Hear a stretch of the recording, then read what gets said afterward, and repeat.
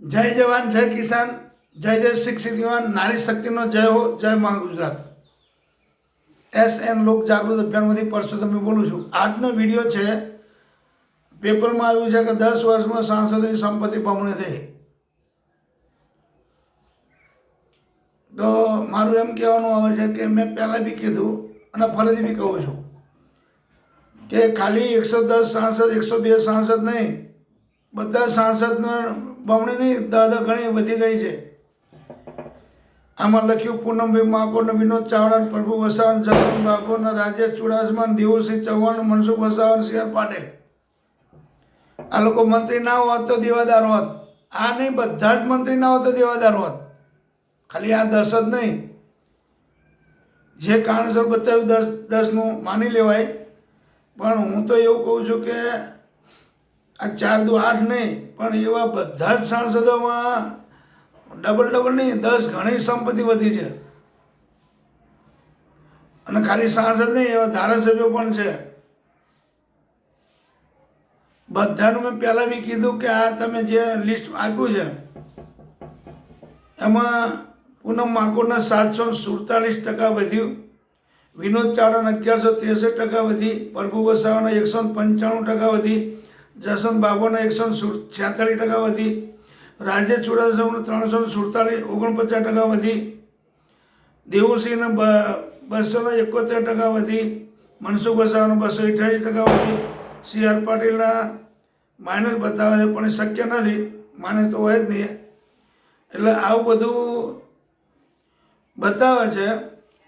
હકીકત સત્ય છે પણ પેપર ખાલી પેપરમાં રહે છે। પણ આવી રીતે ટોટલ ભાજપના હોય, કોંગ્રેસના હોય કે કોઈ પણ પાર્ટીના હોય, બધાની મિલકત વધી જ છે। આ તો ખાલી ડબલ બતાવો 10 ગણી વધી છે। અને એટલે જ મેં કીધું કે તમે એક એપ બનાવો અને અંદર ફોર્મ ભરાવો બધાના, એટલે બધી બહાર આવશે। બધાને ઇન્કમ ટેક્સ રેટ પડાવો અને બધી જમા કરી લો। એમને જે ફોર્મ ભર્યા હતા ને જ્યારે ચૂંટણી લડ્યા ત્યારે જે હોય મિલકત એ રહેવા દો, બાકીની બધી જમા કરી લો। તપાસ કરાવો કાકાના, બાપાના, મામાના, ફુવાના, ભાઈબંધના નામે કઈ કઈ મિલકત લીધી છે, ક્યાં ક્યાં મિલકત લીધી છે, બધું બહાર આવશે।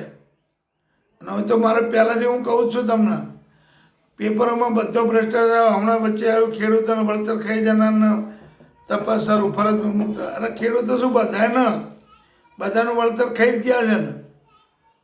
મનરેગામાં શું છે, ખાલી તપાસ થાય, છેલ્લે કંઈ નહીં, જીરો। પબ્લિકને કોઈ ન્યાય મળ્યો અત્યાર સુધીમાં? આ બધું પબ્લિકના જ પૈસા છે ને, આટલા બધા રૂપિયા પબ્લિકના છે ને, ક્યાંક કોઈ કમાવા ગયું? અને બધાના લગભગ બધાના ઉપર કેસ બન્યા હશે। અને એમને ટિકિટ આપે, ભાજપ હોય, કોંગ્રેસ હોય, કોઈ પણ 2 કેસ થયા ને, એમને ટિકિટ જ ના અપાય। અને આટલું બધું દેવું દેશ ઉપર છે તો આ કેમ કરતા નથી મોદીજી? આ કરો ને, કરવા જેવું છે। મેં ત્યારે બી કીધું કે એપ બનાવો, પટ્ટાવાળાથી લઈને કલેક્ટર સુધી, કમિશનર સુધી, અને આ બાજુ તાલુકા ડેલિગેટથી લઈને સરપંચથી લઈને છેક સાંસદ સુધી બધાને ફોર્મ ભરાવો કે તમે જ્યારે સરપંચમાં ત્યારે કેટલી મિલકત હતી, અત્યારે કેટલી છે, બધી જ જમા અંદર બધું તમે પહેલાં રેકોર્ડ બનાવડાવો, એટલે તમને ખ્યાલ આવી જશે। બધા ઉપર ઇન્કમ ટેક્સ રેટ નાખો।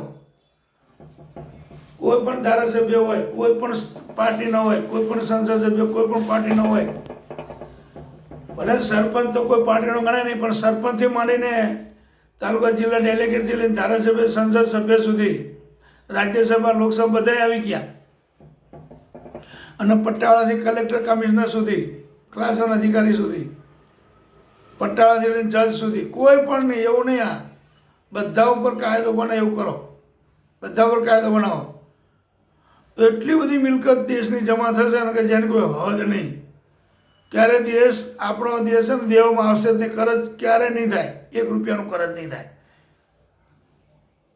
આ કરો। મોદીજીને કે તમે હવે જેટલે રિટાયર થાઓ ત્યાં પહેલાં આટલું કરો તો તમારા આખા દેશમાં વાહવા થઈ જશે તમારી।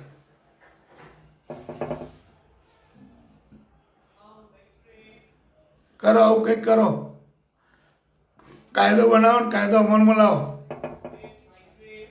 તો મજા આવશે. હું ગરમ કરતો બધાય નહીં. હાલે ભ્રષ્ટાચાર તો ચાલ જ છે.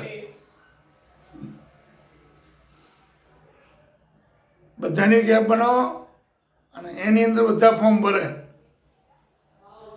અત્યારે તમે જે કંઈ બીએલઓ બધા કરે ઇલેક્શન બાબતમાં, એમાં આવી રીતનું કરો જો મજા આવે. પણ એ કરવું જ નથી કોઈનું, કારણ કે બધાને બકરી ડબ્બામાં આવે એમ છે. કોઈ દૂધના ધોયેલા નથી.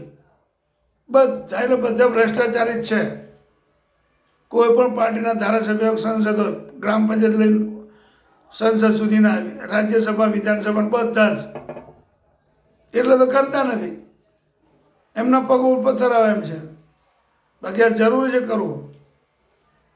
બધું કરજ મુક્ત, બધા જ પૈસા જમા થઈ જાય.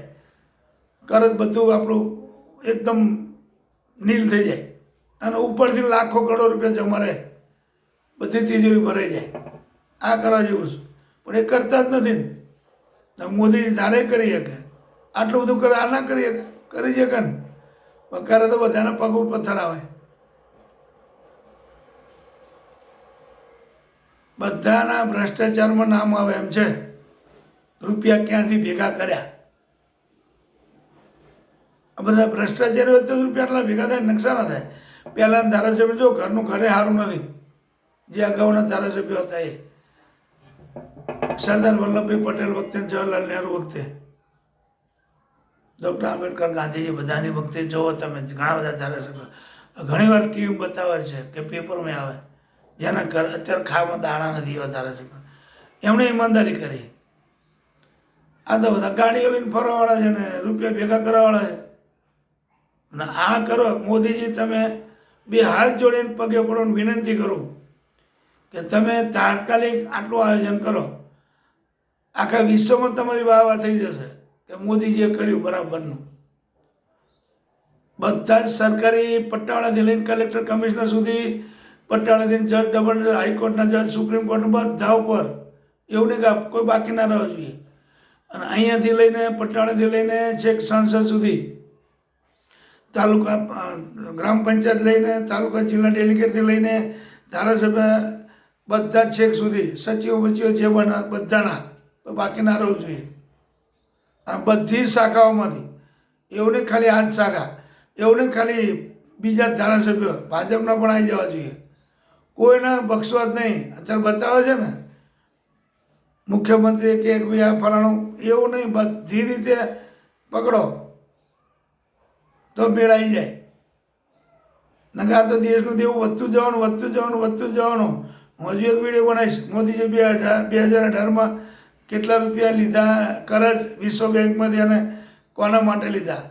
હવે થયા ના થયા એ વિકાસમાં ક્યાં જોવા જવું. તો મારી જોડે તો એટલું કંઈક હોય નહીં ભંડોળ કે બધે ફરવું જોવું. આ તો કોઈ પેપર આપે, કોઈ પુરાવા આપે, કોઈ આઈટી કર્યું હોય આર્ટ, તો એમાં ખબર પડે આપણને કે આ બધું કૌભાંડ ચાલે છે. બાકી આપણને ખબર ના હોય. કોઈ પણ જગ્યાએ એસઆઈટી તો ખાલી નામની છે, કોઈને ન્યાય નહીં મળતો. આ જમીન મહેસૂલમાં એસઆઈટી મૂકી, જમીન કૌભાંડમાં 10 વર્ષ થઈ ગયા કેસોના, હજુ પડે એમને અમદાવાદ ગ્રામ્યમાં કશું કોઈ ધ્યાન આપતું નથી.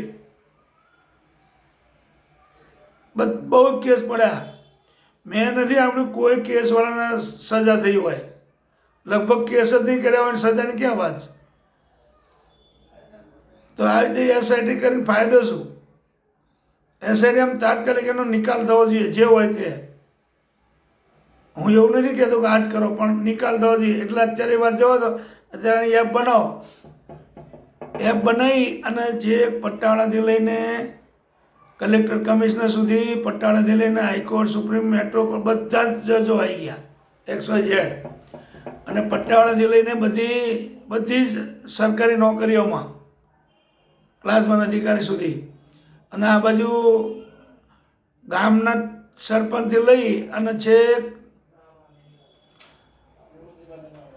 તાલુકા, જિલ્લા ડેલિગેટ, ધારાસભ્ય સંસદ સભ્ય